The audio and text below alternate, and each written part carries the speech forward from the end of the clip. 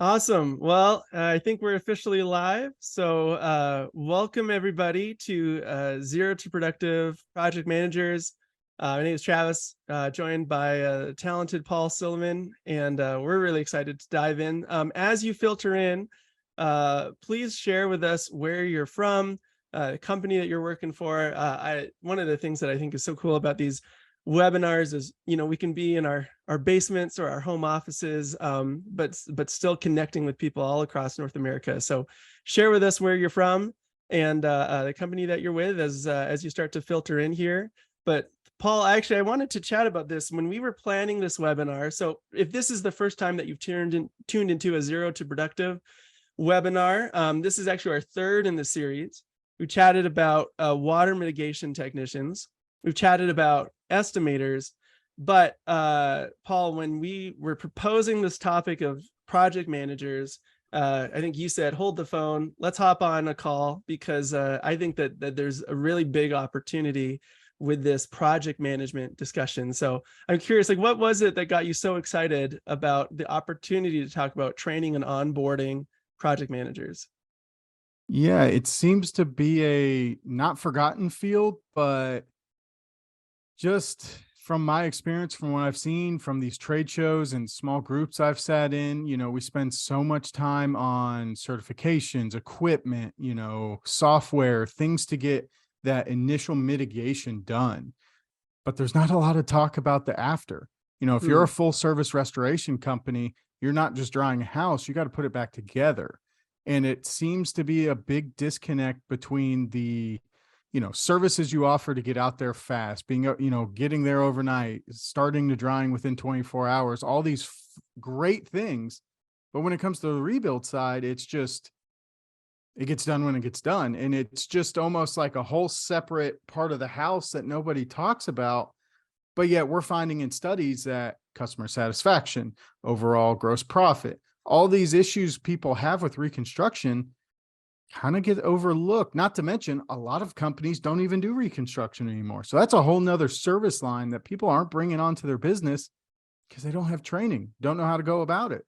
So it's something that I've seen at a couple different companies, as well as, I dealt with it as an adjuster, and it's simple communication things and simple trainings that people put a lot of effort into on the mitigation side that just gets overlooked. So it was something that jumped out to me. I'm like, we got to have a conversation about this. That's awesome. I'm really excited to dive into this today. Howdy to Wendy and Matt and everyone else that's joining. Great to see a few other Canadians here. I won't spill the beans between Paul and I, which one of us is Canadian. Probably the way one of us pronounces the word process or process might give it away, but we'll see. So anyways, really excited to dive into the topic today. And I think we should get going because, Paul, you just highlighted something that we are going to explore in depth, which is what we're calling this like project manager resource disparity, right? When you think of all the energy that goes into training and equipping staff on the mitigation side versus the reconstruction side, I think there's a huge missed opportunity there that we're going to dive into. So I'm going to share my screen and we'll get started here. Maybe flip over here. Paul, someone give me a thumbs up. Looking good? Looking good. Perfect. All right, that's great to hear. Okay, so we are going to dive into basically, we're going to talk about a lot of things, but the big takeaway is how you can rapidly onboard project managers in the restoration industry. Because, we said this in the event description, we're going to say it a lot today. If you have a reconstruction problem, chances are you have a project manager problem. And if you have a project manager problem, chances are you've got a training and equipping project manager problem. Not always, but I think by and large, if we focus on training and equipping project managers, then the quality of the reconstruction job and everything that entails is going to go up. And so that's really what we want to focus in today, is getting in at that ground zero. How do we train and equip project managers better without taking weeks and months and quarters to do it? And so our outcome for you attending this webinar is that you are going to discover, if you're not aware of it already, this project management resource disparity. What does that even mean? We're going to dive into it really soon.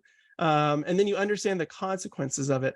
How us not properly resourcing project managers in the restoration industry is leading to a bunch of different downstream problems that are definitely surface level, definitely cause headaches for restoration companies every day of the week. And then, okay, problem is clear. What do we do? And we want you to walk away with step-by-step guidance on how to develop a world-class onboarding program for project managers faster than you ever thought possible. And so we're really excited to dive in. Just to give a little bit of background about us. So starting on the right, I'm Travis. In addition to being one of the co-founders of Know How, I'm a co-author of the book Why Workers Quit, which maybe you have read. We did a big survey of 400 workers in the restoration industry. Why did they quit their job? Why did they stay? What makes a good team culture? Also co-authored this book, which my Zoom screen, there you go. If I hold it right in front of me, you can see it. Delivering 5-star restoration experiences. This one is going to be particularly relevant to our conversation today because we analyzed 1,000 one-star reviews of restoration companies across the United States, did this big data analysis. What are the reasons that projects fail? And surprise, surprise, project managers came up once or twice. And so we're going to dive into that a little bit more. I'm also project manager myself, and I've played that role a lot of the time. So really excited to dive into this discussion. But when it comes to industry expertise and industry know-how, that's why I'm so glad to be joined by Paul. Paul, tell us a little bit about your background. Yeah, my name's Paul Silman. I work here at Know How. I've been in the restoration industry for about 10 years, started as a mitigation technician, moved into estimating, ended up running a mold remediation division, was a assistant MIT manager as well as a project manager for large losses, was an adjuster, worked at Contractor Connection, kind of been all around the industry, worked every different angle from it. So it's, been able to see it from a management side, from a worker side, from a adjuster side, someone writing the check. So very excited to dive into this one. Awesome. All right. So hey, we're just gonna go ahead first, right in. We've talked about this project manager disparity.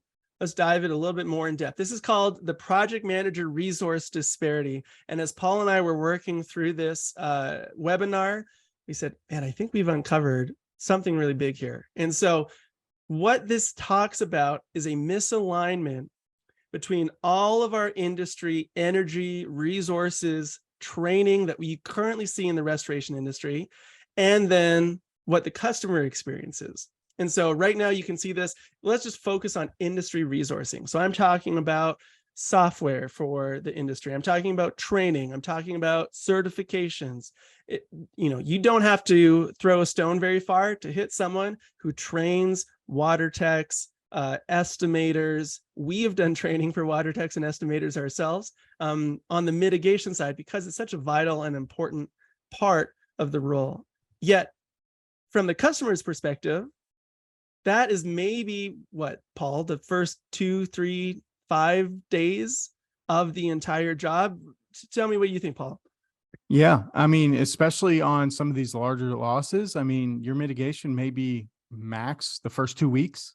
Then your reconstruction could be the next 6 months after that. Yeah. And what we've noticed is there is just a large amount of training and resources that goes to that first 2 weeks, but not that much that goes to the next 6 months after, leaving bad reviews, unhappy customers. And it's something that we kind of accidentally stumbled upon and uncovered. And it's quite interesting when you look at it. So let's look at this next slide, because that's exactly what Paul is talking about. So in that first column on the left-hand side, again, industry resourcing, we were just looking at this. A lot of good emphasis goes towards training and equipping the mitigators, the estimators. But from the customer side, that's a very small percentage of the overall job. The other side of the job, the reconstruction side, this is what can go on for weeks or months, or dare I say, sometimes a year plus. Yet we don't put the same level of energy and emphasis on training and equipping project managers. So from our perspective within the industry, all of the energy, or I shouldn't say all, a lot of the energy is going towards training and mitigating, the mitigation side. But from the customer side, that is a very small piece of the overall pie.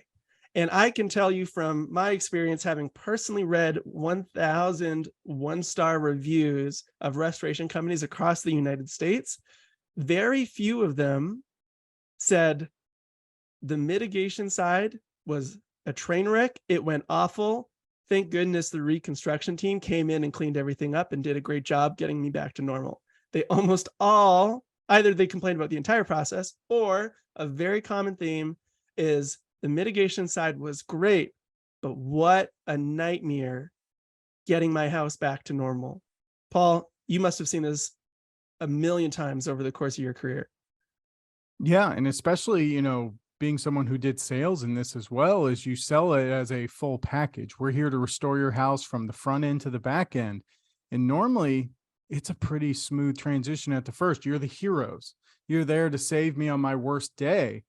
But as probably everyone on this call knows, is you're a hero day one, day two, why is the house not fixed? So Hmm. how do you set yourself up for success? Not to mention, we're in a digital age.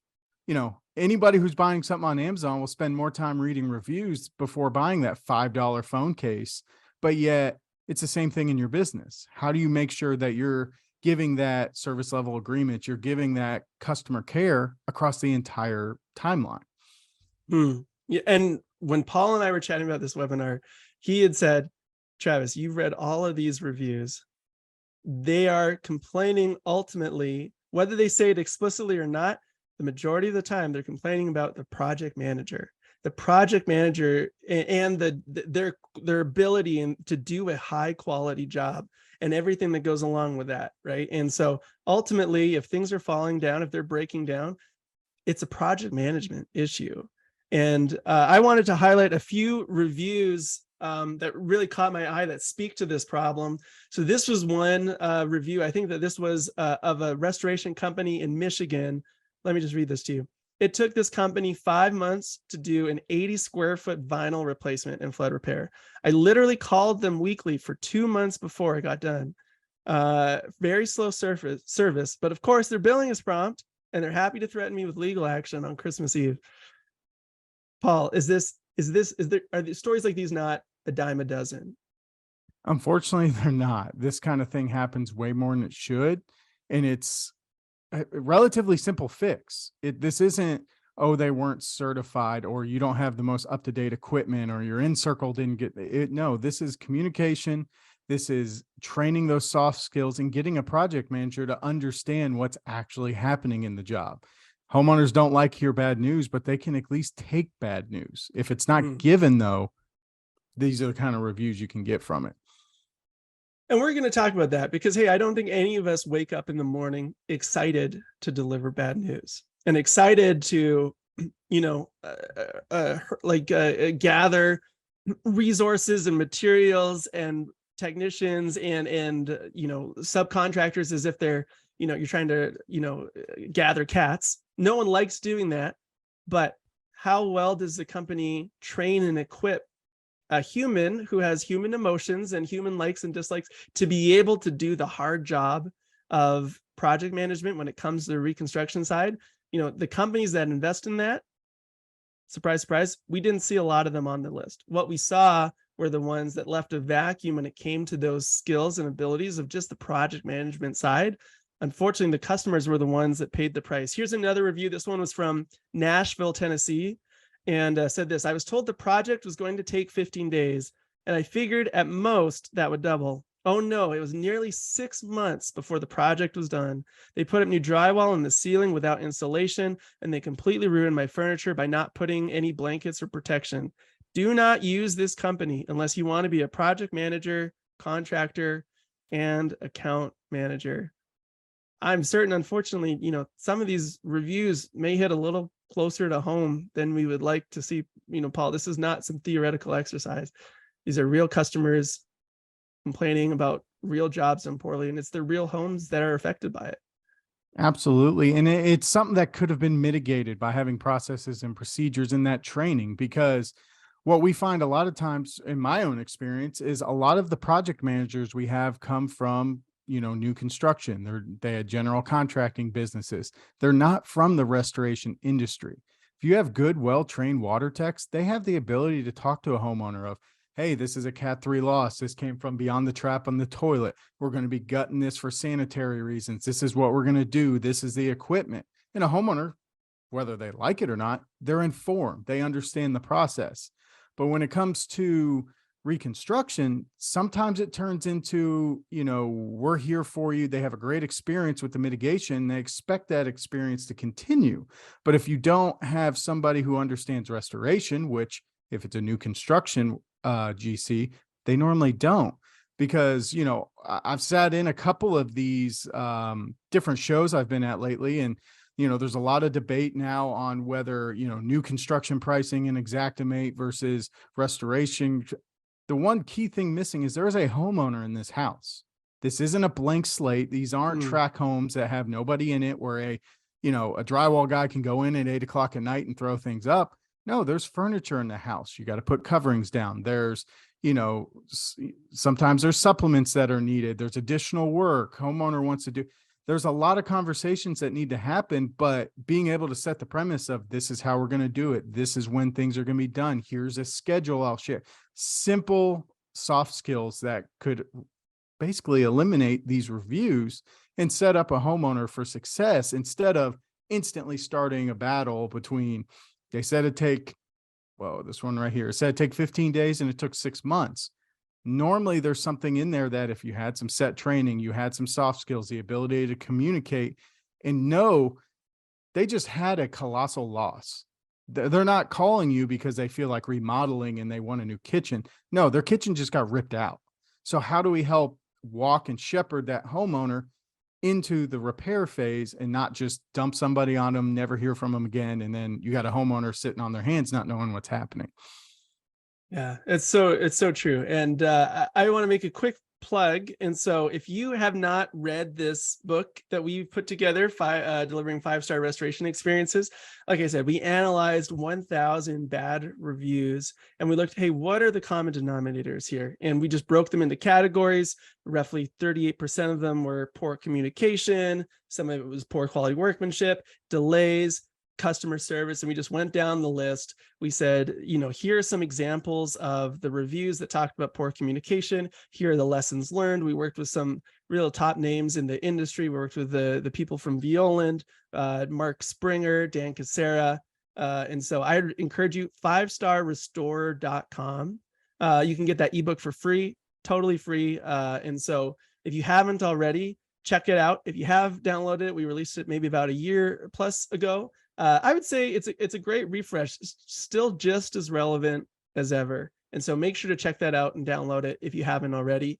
Paul, you talked about, hey, just the myriad things that can go wrong on a job site. And even the most trained, talented project manager will say, like, hey, things go sideways often. Like restoration, reconstruction, it is chaotic. It's, lumber prices are going up. All of a sudden we're in this, maybe global recession. There's a pandemic. The homeowner is upset. There's so many variables that even the best project managers will have bad days and will say, hey, it was just chaos today. I think a good project manager looks into the chaotic environment and has the skill of bringing order to that, especially for the customer who has never been through this situation before, doesn't know what to do. For a talented project manager to look at them and say, here is the path forward. This is what's going to look like. Hey, I just got word. We got some delays coming in. This is how it's going to affect you. That ability to be a steady hand on the ship is something that a lot of companies, they don't necessarily hire for. And frankly, their onboarding process for project managers doesn't do anything to instill confidence that this is going to be, you're going to be able to create order out of chaos, because the onboarding process itself is chaotic. And so it's like baptizing people in chaos. Does that make sense, Paul? Are you tracking with me here? Absolutely. And to be honest with you, I've worked at a couple restoration firms where there was no onboarding. It's, hey, thanks for coming on board. Here's 15 of these files that have been ongoing for 6 months. We got to get them cleaned up. Go make it happen.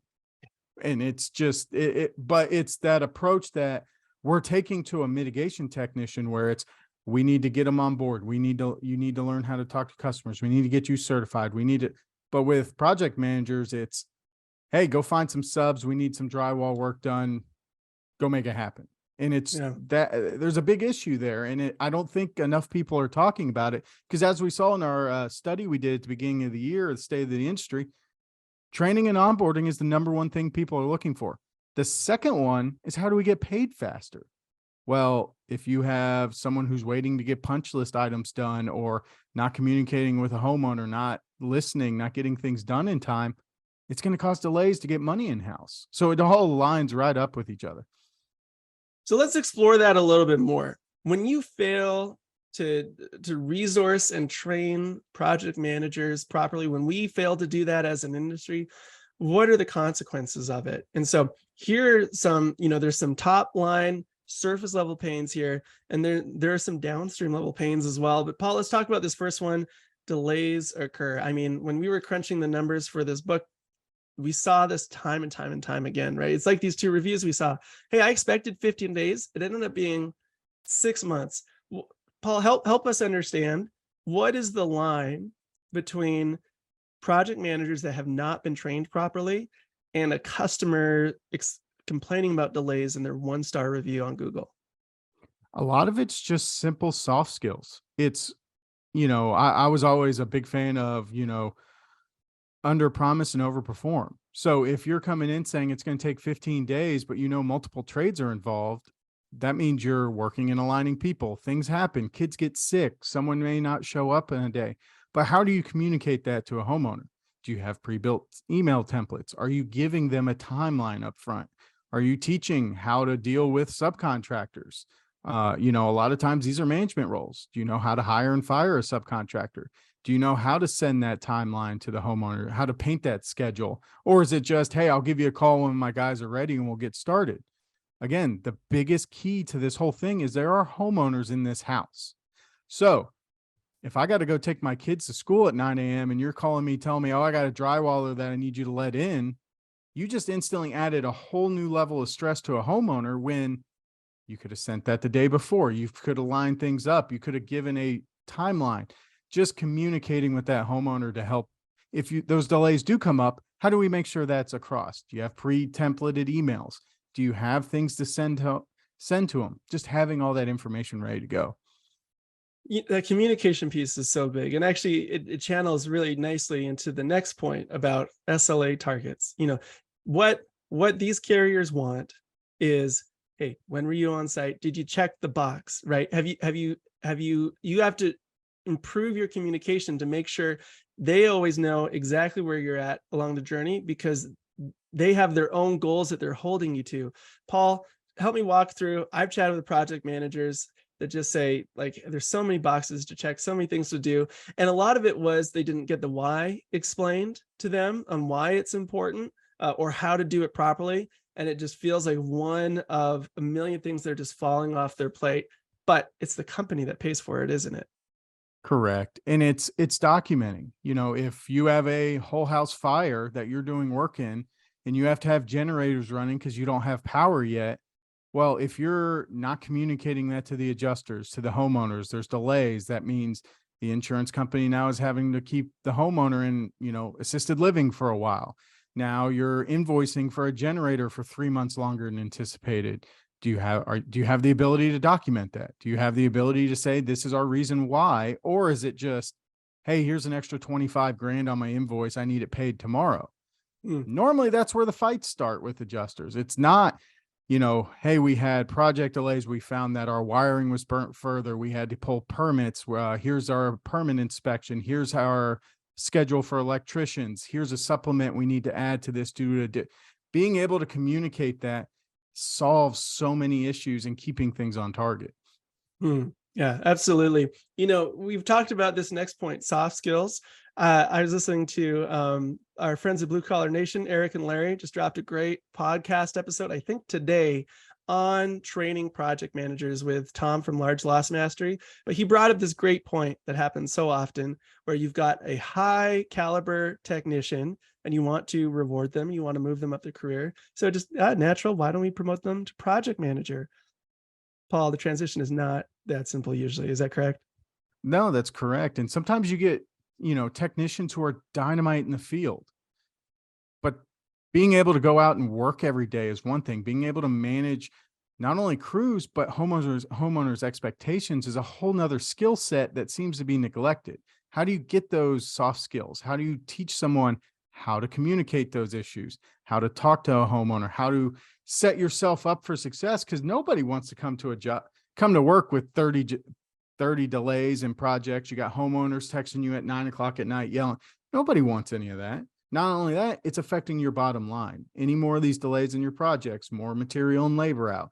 Now you got subcontractors that are getting delayed in payment. It causes a snowball effect that really weighs down a business. Yeah. And hey, I mean, let's keep the ball rolling when it comes to talking about affecting your bottom line. Paul, you tell me, you've been on a lot more job sites than I have over the years. How many times can a subcontractor show up on a job site without the right materials, without the right work done that they need in order for them to have a productive day before they start heading over to Indeed and seeing what other opportunities there are? Happens all the time. Not to Yeah. mention just subcontractors. You get a project manager who just gets dumped this load of files with these unhappy homeowners. You give that 2 months and they're like, well, the guy down the street's hiring. I wonder if it's any better than this, or I'll just start my own business. Being able to help them become successful and grow in your business by having that culture and being able to, encourage that growth is a huge aspect that just seems to get lost outside of technicians and estimators. Right on. Yeah. And hey, I mean, speaking of the transition, we were talking about the soft skills. You mentioned this already.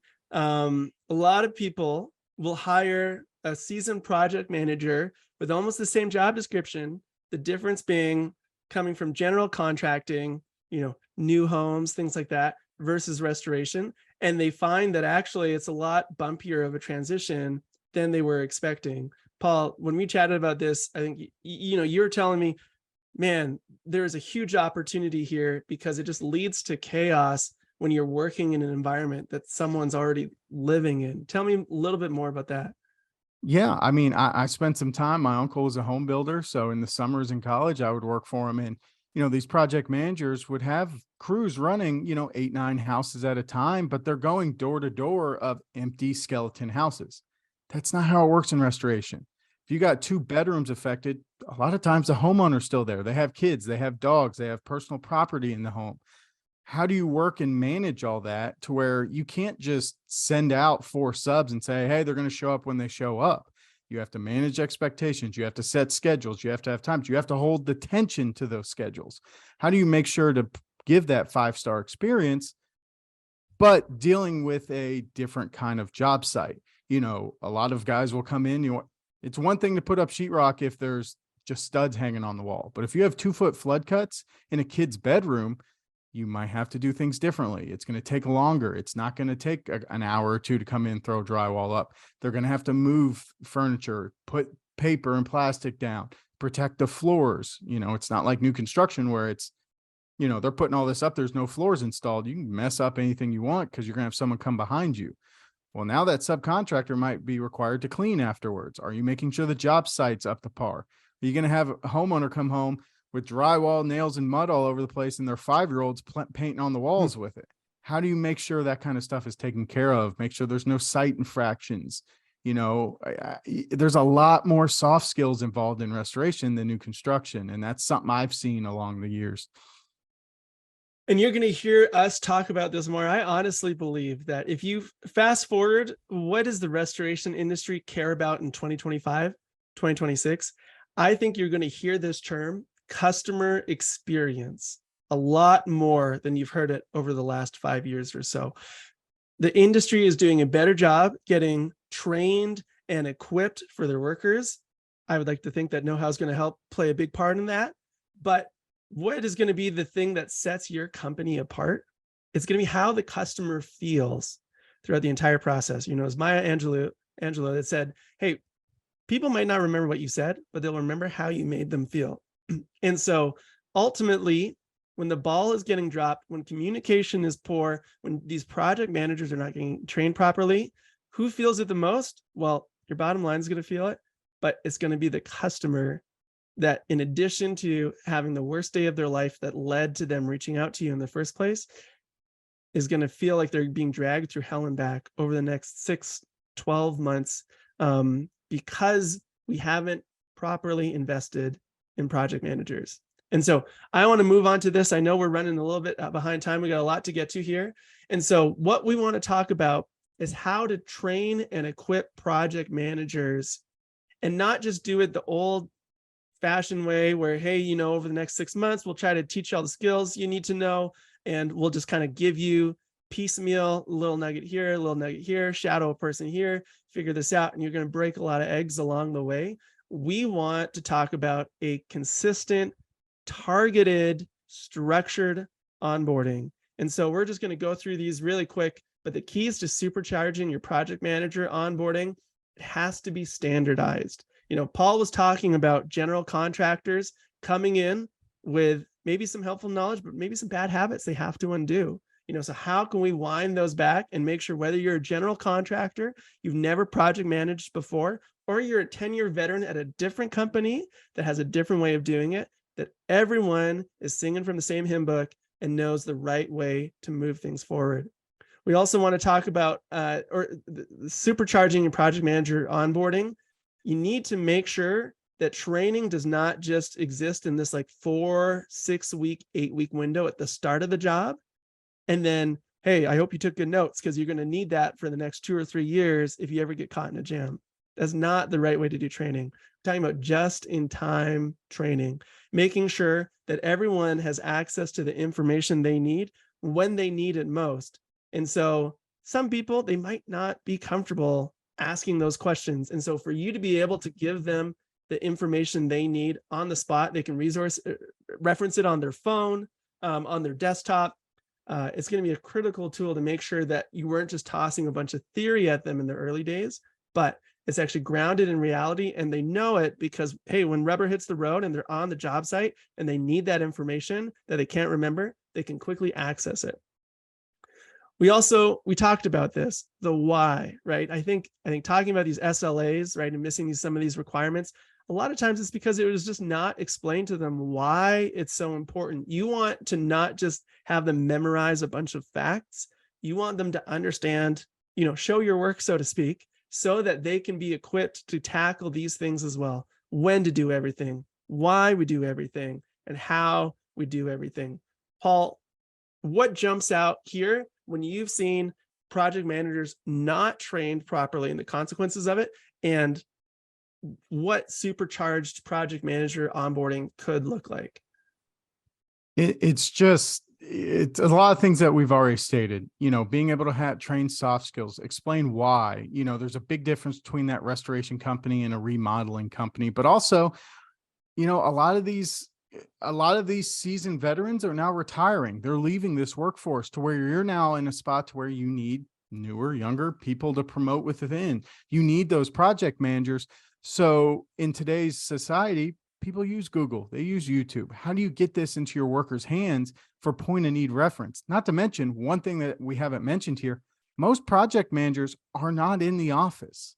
These guys are working on iPads or mobile phones in their truck. That is their mobile office. The old school way of, here's a 3-ring binder, I want you to sit down, read this, and watch this video, does not work. These guys are out and about and on the field. And frankly, if you have a project manager that is sitting in the office, it's probably more to worry about what's actually going on. So how do you get that information, your company's playbook, your expectations, a way of doing it in a way that they can access at any point in time in their back pocket, but also while they're out in the field? Because that is, if your project managers aren't out in the field, you have other things to worry about. Yeah, it's a great point. All right, we'll go through a few more of these really quick. Paul talked about being out in the field, right? You need to know if your guys are out in the field, if your gals are out in the field, how are they doing? Are they doing things the right way? Especially for those new people in the early days, it's really critical that that foundation is a solid foundation. And so for you to have that visibility, absolutely critical. And it's 100% possible with the technology that we use today. Also, super necessary to have that company playbook for how to power your company. Like we talked about, when you come from different companies, when you come from different industries, it's not standardized. And so we want to say, hey, this is great that you did it this way at your previous company. Going forward, this is the way that our restoration company does this. It's codified here. Take advantage of your workers' expertise to help inform the right way of doing things. It helps create buy-in, and your quality will probably improve as a result. But it's important that, hey, once we all agree, this is the way that we do things here, that it gets followed and that it's empowering your company. And it creates opportunities as a result. Like we said, the customer experience is going to be the difference maker going forward. And so once the hard skills are documented, hey, this is how you do a Cat 3 loss. This is the PPE that you're supposed to wear. This is how we rip out moldy baseboard. That's when you can build on that layer to get to the soft skills. And the soft skills, like Paul talked about, that is the difference maker when it comes to customers. And we saw it all over our 1-star reviews. 20% of them talked about poor quality workmanship. The rest talked about how things were communicated, how I felt, how the person responded to me when they were stressed out. Those are the soft skills that you can build on when you have that hard skill foundational layer already built out. All right.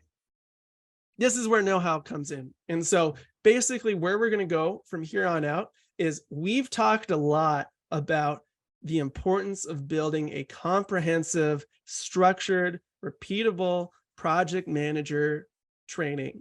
And a lot of you might be saying, hey, great, if we all lived in the world the Beatles lived in and there were 8 days in a week, I might get to that. But in reality, I don't think that I can right now because I've got a million other things on the go.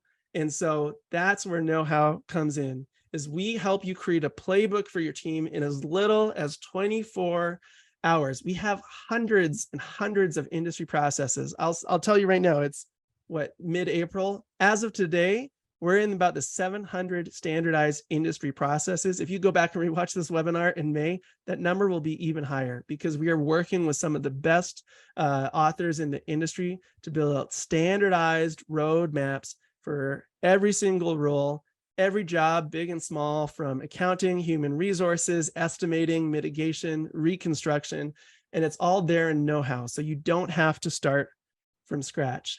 In a nutshell, know-how gives every hire instant access to your company's how-to. You can see it there. All your departments are equipped with their training paths, their workflow, all the equipment software. And if it's not yet in know-how, we're in the process of building it, but of course, your company may do things a very specific way. You just take our templates off the shelf, you edit and tweak them however you see fit. You can add your own, assign it to a worker. So they're out to a job site. And when they arrive on site, they know exactly how to use every piece of equipment, what they're supposed to say to the homeowner. It's a standardized playbook for the industry. And so, Paul, this is where I'm really excited. We can talk all day about this, and I'm certain we'd like to, but really it doesn't matter at all if you don't have the ability to actually equip your staff and change that path going forward. So, Paul, why don't you show us just what these standardized training project manager roadmaps might look like? Absolutely. So what we're going to do today is a little different from some of the ones we've done previously. I'm going to take you through how to do it right now. We're going to do it live. I'm going to show you how simple it is to actually get this created. So we're going to come over here. We're actually going to create a workflow. Now, what you can do in know-how is, let's say you build out that perfect workflow and you're thinking, man, this is perfect. You can save it as a repeatable workflow. So we can actually come in here. Got me my project management training. Going to go ahead and import this from a library, which we have these already pre-built that anybody can use. So Travis, you didn't know this yet, but you are becoming our I'm honored. Project manager. This is a promotion. I'm excited. And we're going to go ahead and have you start on the 17th. And we're going to go ahead and get it created. So what we're doing is we're taking one of our pre-built project management onboarding, and we're going to simply come in. So on Monday, Travis is actually going to come in here. We're going to come in, say, okay, you're going to learn how to onboard an employee, where you're going to learn our company's vision, our values, our rules, simple things, how to file an expense report. So if you go down to Home Depot, you use Lowe's for Pros, and you want to figure out how to expense that, we have a step-by-step process. This way we can come in here on how to identify hazards on a work site, how to set up a construction project, what that handoff from an estimator to a project manager is going to be. How do we know this is an approved scope of work? Here's our documentation to it. Here's our scope sheets. How to lead a project planning meeting. If this is a large loss and you have multiple trades, multiple workers on there, how do you actually plan those? Simple things, how to lead a tailgate safety meeting. If these are OSHA requirements, anything of that nature, how do you run these? Simple things all the way down, how to use a respirator if you come across mold. How do you set up a containment if it's needed?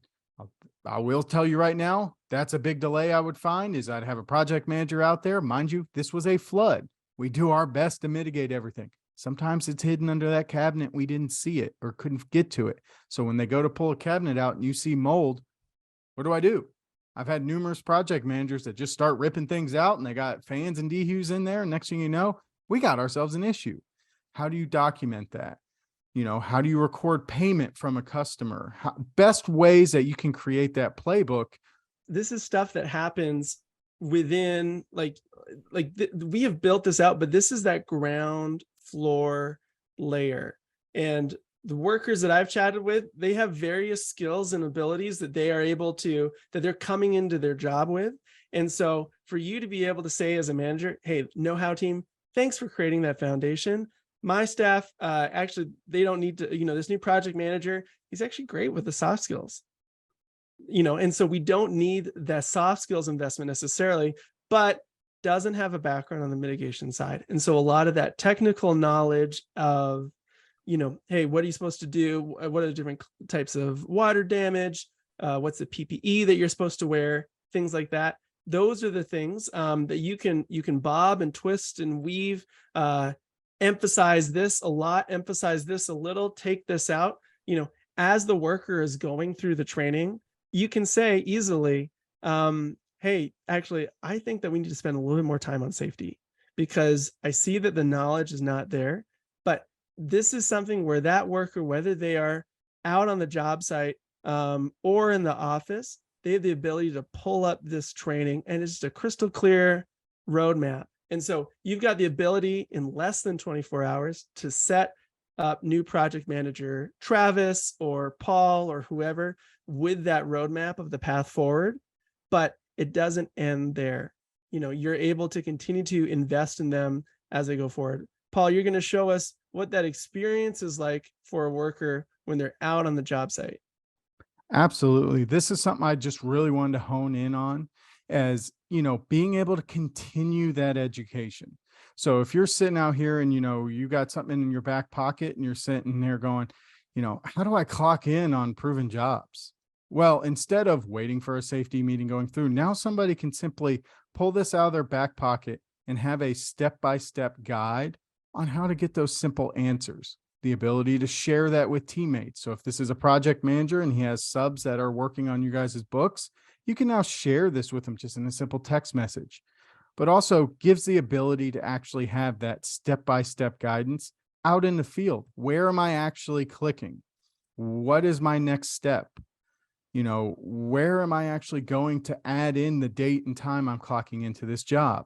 To where now, instead of that project manager who you just gave a huge file load to, who's trying to work with homeowners, he might have forgot to clock in, or he may not have logged things in InCircle or different softwares. Now you can give them that ability to find exactly where to go, what to put in, and how to get that information right there on site. And then once he gets that information he needs, he can simply search for it, come through, mark it complete, and move on to the next task. That's where know-how brings a lot of horsepower, especially in this industry, because even if you have a great new construction GC or a new project manager that comes in, probably never seen restoration software a day in his life.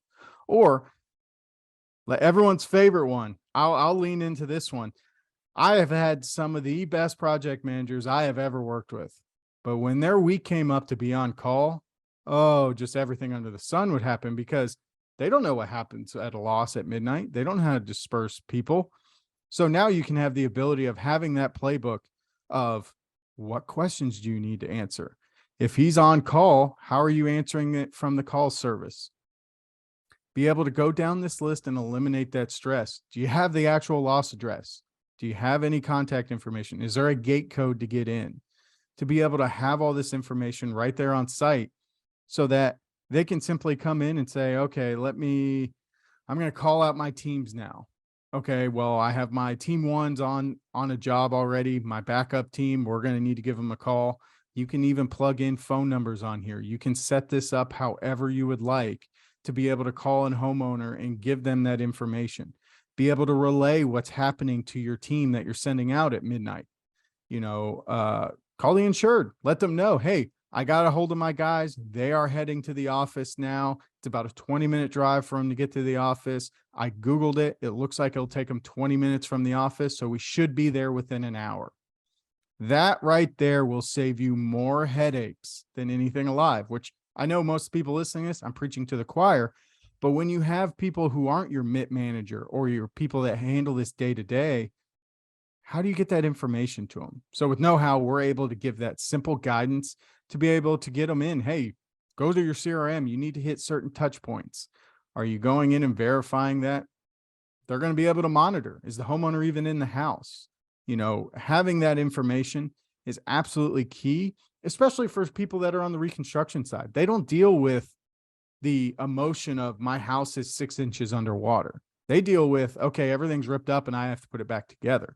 So how do you pass that information along and give those steps in something that's designed for a mobile phone, tablet, and to be out and used in the field?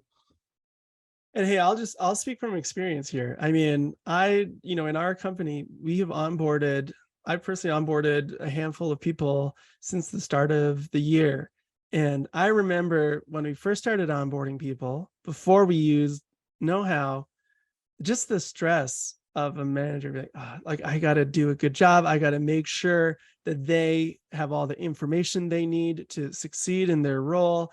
It's just going to be, I'm excited at the capacity that this person is going to eventually bring, but man, the path to get there is going to be a huge tax on me. And if I don't do a good job, it's our customers, it's the team. Those are the ones that are going to experience the consequences of it. Now I get excited to use know-how to onboard new staff in know-how.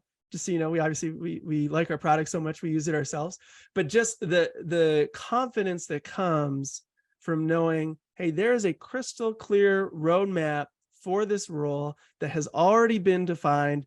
I can tweak it a little bit if I want based on the skills and expertise of the person, but actually the more standardized, the better, because I just want every project manager in the company to know that they have gone through the same training.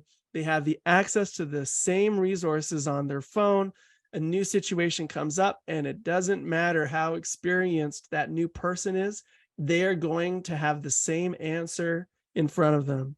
And for me as a manager that's onboarding people, to know that I don't have to reinvent the wheel, the answers are already there. The predefined path is already there. And, you saw it with Paul. It took less than 5 minutes to set it up, Travis's new onboarding path, and to have that all predefined, ready to go, broken down into this is what I'm learning today. This is what I'm learning tomorrow. This is what's due when. And for Paul to always have visibility as my manager in this case, hey, Travis is 20% complete. Travis is falling behind here. Talk about being able to train and equip workers at scale without compromising quality. And so what I want to do now is I want to shift over and just open things up for question and answers. And so we've got the opportunity to answer any questions you have, but again, you got to experience this for yourself. In my mind, onboarding has always meant stress, and work. And the fact that know-how takes so much of that away without compromising on quality, but frankly, I think increasing the quality of the output is remarkable. And so you can see it for yourself. Paul is heading to a conference later this week, but you can meet with Paul tomorrow at zerotoproductive.com, and we could have you set up to onboard a new project manager as early as Monday. If not, hey, I mean, if you want to start them on Friday, you can start them on Friday. But that's ready to go. But I want to answer any questions anyone has as well. Anything that we can clarify about the system, this project management resource disparity. I think it's a really interesting concept that I want to explore a little bit more. And so if you want a copy of this webinar, we'll send it to you. If you had to tune out for a portion, it doesn't matter. As long as you signed up for this webinar, in the next few days, you'll get a copy of the video in your inbox. And otherwise, send some questions now in the chat. If you've got them, we would love to field those. But if not, zerotoproductive.com. And you can equip your project managers. And again, it's worth saying, we talked a lot about project managers today, but water mitigation technicians, estimators, things like that. We've got training roadmaps for all of them. So quick question for Wendy, I'll just read it out here. Where are we finding those new PMs, those that are new to projects and have had some training on the PMBOK or PMPs?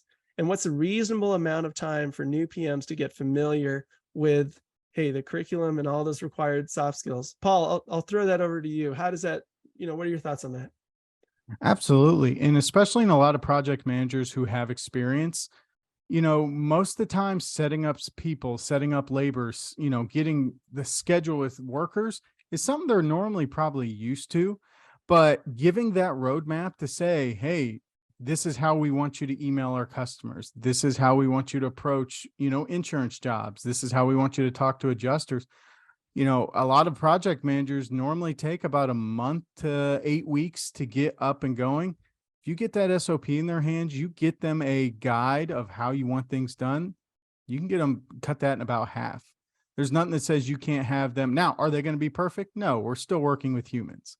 But getting that information in their hands so that they can slowly start driving that satisfaction, there's nothing that says you can't have a good project manager up and running in 2 weeks, 3 weeks max, depending on their skill level coming in. But, what we're trying to do is help create that, everyone wants to talk about unity, I'm blanking on the word I'm thinking now, but team culture is a big thing now. Well, a lot of times these new construction or these GCs you're bringing in, they know a lot about home building, don't know much about drying it or dealing with it after a flood, but they may be able to share some insights with your mitigation techs on, hey, if you staple a certain way, when you remove these baseboards, if you can pop this nail out, I can reuse them. Simple things of when you remove a cabinet, instead of just ripping it out with a crowbar, if you were able to detach a countertop or move this a certain way, we can rebuild the boxes, things of that nature. Now you have someone with that expertise that can now help build out those playbooks and have that conversation to where instead of mitigation's one side, reconstruction's the other, and nobody talks to each other, now you're building that team culture where everybody's on board. So when you do get a large loss, a school flood, a hotel flood, you can bring in your project managers and subs who don't deal with a dry out every day and be able to send them, just quickly hit a button. Here's our day one mitigation. Here's how to use dehumidifiers. Now they can be part of that team and help, but also now you have a second set of eyes on a job. So you have your reconstruction guys helping with the mitigation, but now they can help scope out a job to where they may be able to turn to a MIT manager or start scheduling that rebuild saying, okay, I see what we're doing here. We're doing 2-foot flood cuts around. This is a commercial structure. So we're going to have insulation in the bottom sills there. We're going to remove all that. I can start working on suppliers. I can start working on sub trades. Now you're building that line of communication with that customer and can help streamline that process. That's just going to help you win all the way around. Awesome. Yeah, absolutely. And to speak about the timeline, we've seen customers say, hey, like that onboarding from zero to productive without know-how, it takes about twice as long as it does with know-how. And so just because, again, it's structured, it's defined. I always know when I log into work what I'm going to be trained up on today and what I'm going to get tomorrow. We've really worked hard to build a system that speaks the language of younger workers, millennial and Gen Z workers, so that hey, they digest it, the information lands with them, it resonates with them. But again, you've got that just in time. I'm out on the job site. I don't really remember. Some training tools that have been out there in the past, really hard to access when you're out on a job site in the moment. We've built offline access with know-how, the ability just to, hey, I saw you worked on this process last week, just a little reminder, this is what it looks like. And so all that to say, we're finding that the training time that gets cut down by about 50% because of just the training roadmaps and the ability to have structured, repeatable training processes for all your staff. Yeah. And I'll throw another example out there for you, Wendy, because that was a really good question. Is having the ability of just having that information to have someone be able to search it. If you get a project manager on a job and the house is built before, I think, was it 76? Do they know they need to go and do lead testing or asbestos testing if it's the 9x9 VCT tiles? Do you know what, like having that ability of when you do see mold in an area that was not discovered, do they know how to simply do a swab test to run it down to a lab to get tested? Or what is that step? Or you get a scope that all of a sudden there's a bedroom on there that's not in your initial scope. What do? Do you just start doing the work and then we'll figure it out later?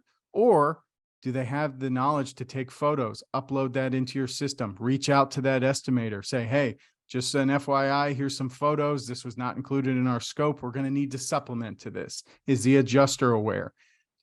Having that clear line of communication so they know who to go to, when to do it, if they need to make that phone call, or if you want someone, like the estimator managing that, where to go and how to do it by simply just hitting a click saying, this is what I need to do if there's a supplement on a job.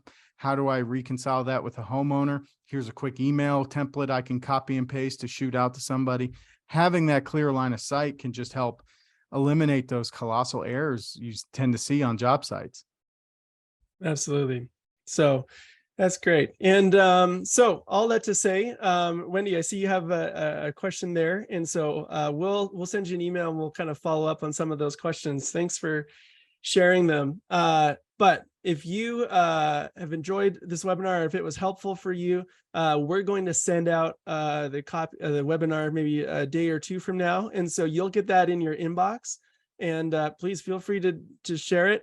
But if you want to see know-how in action in your company, put us to the test with how easy it is to set up this training for your staff, head to zerotoproductive.com. Also, like I said, if that book sounded interesting, 5-star restorer.com, and you can review the analysis of 1,000 bad reviews in the restoration industry.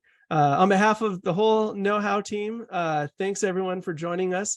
My name is Travis, and you got Paul here as well. And we hope you have a great, productive rest of your week. See ya.